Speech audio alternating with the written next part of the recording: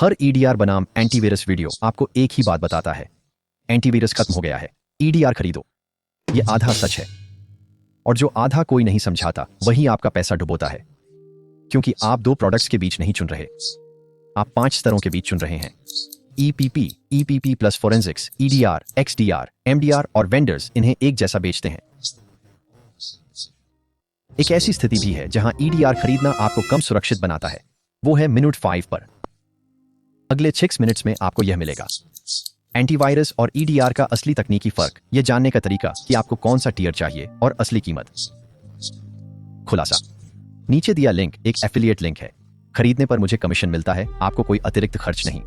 इससे मेरी बात नहीं बदलती, वो हिस्से भी जो बिटडिफेंडर को पसंद नहीं आएंगे। पारंपरिक एंटीवायरस सिग्नेचर्स पर काम करता है।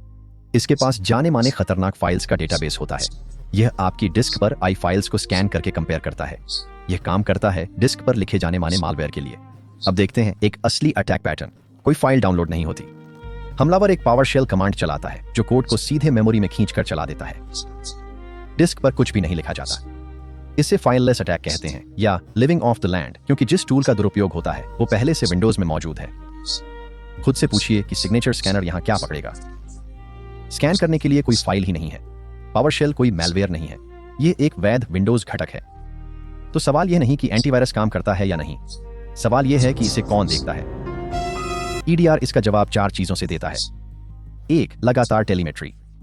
फाइलें स्कैन करने की बजाय यह एंड पॉइंट की गतिविधि लगातार रिकॉर्ड करता है। प्रोसेस, नेटवर्क कनेक्शन, रजिस्ट्री बदलाव, कमांड लाइन। ज्यादातर फ्रेमवर्क 90 दिन की खोज योग्य टेलीमेट्री की उम्मीद रखते हैं। कुछ कंप्लायंस नियम 12 महीने चाहते हैं। 2. Attack chain. चूंकि हर घटना रिकॉर्ड और जुड़ी होती है, आप क्रम में पुनर्निर्माण कर सकते हैं। शुरुआती पहुंच, execution, persistence, lateral movement, exfiltration, encryption. Antivirus आपको बस एक लाइन देता है, खतरा ब्लॉक हुआ। यह आपको पूरी कहानी देता है। 3. प्रतिक्रिया। एक क्लिक डिवाइस आइसोलेशन। आप बिना छुए लैपटॉप को नेटवर्क से काट देते हैं। 4. ठहराव का समय। इतने समय तक हमलावर आपके नेटवर्क में बैठा रहता है बिना किसी को पता चले। पहचान की गति ही सबसे जरूरी बात है। यह कोई एआई का जादू नहीं है, यह रिकॉर्डिंग, कोरिलेशन और कंटेनमेंट है। तो यहां वो सीढ़ी है जो वेंडर्स आपको नहीं दिखाते। सबसे नीचे ईपीपी, सिर्फ रोकथाम। यह ब्लॉक करता है और बस। अगला रोकथाम और फोरेंसिक्स। पहले ब्लॉक करता है पर अटैक चेन रिकॉर्ड करके आपका रिस्क दिखाता है। फिर ईडीआर, एंड पॉइंट्स में कोरिलेशन, थ्रेट हंटिंग और रिस्पॉन्स एक्शन। फिर एक्सडीआर, वही सोच लेकिन एंड पॉइंट से आगे तक। फिर एमडीआर, जो कोई प्रोडक्ट नहीं है। आप अलर्ट देखने के लिए एनालिस्ट्स किराए पर ले रहे हैं, और नामों से सावधान रहें। बिटडिफेंडर की छोटे व्यवसाय वाली सुरक्षा सिर्फ रोकथाम है। बिजनेस सिक्योरिटी प्रीमियम दूसरे पायदान पर है, रोकथाम और फोरेंसिक्स। पूरा ईडीआर कोरिलेशन एंटरप्राइज स्तर पर है। अब पैसे की बात, क्योंकि यही असल फैसला होता है। बेसिक एंटीवायरस कुछ डॉलर प्रति एंड पॉइंट प्रति वर्ष में मिलता है। ईडीआर आमतौर पर प्रति एंड पॉइंट प्रति माह कोटेड होता है, और मैनेज्ड डिटेक्शन और भी महंगा होता है, जिससे वो आपत्ति आती है जो मुझे हर बार मिलती है। मैं पहले से माइक्रोसॉफ्ट 365 बिजनेस प्रीमियम के लिए पे करता हूं। अगर आप करते हैं तो आपके पास पहले से डिफेंडर फॉर बिजनेस है। यह एक ईडीआर है, और स्टैंड अलोन यह लगभग $3 प्रति यूजर प्रति माह है। बहुत सारे बिजनेस के लिए सही तरीके से कॉन्फ़िगर किया जाए तो यह सच में काफी है। मैं इसे छुपाने वाला नहीं हूं, यहां से यह काफी नहीं रहता।